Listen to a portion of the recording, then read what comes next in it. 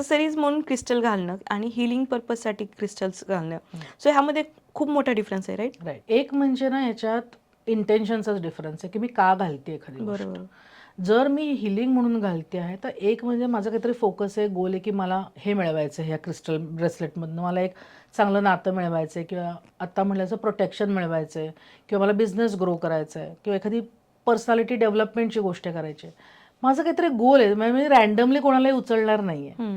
ॲक्सेसरीजमध्ये मला रंग आवडेल तो मी उचलू शकते. खरं खोटं बघणार नाही, ओरिजिनल आहे नाही बघणार, मॅचिंग होते का, मला या रंगाची साडी आहे, या रंगाचा ड्रेस आहे, छान दिसेल म्हणून उचलणार आहे. तर मग हे बेसिक अंडरस्टँडिंग आहे.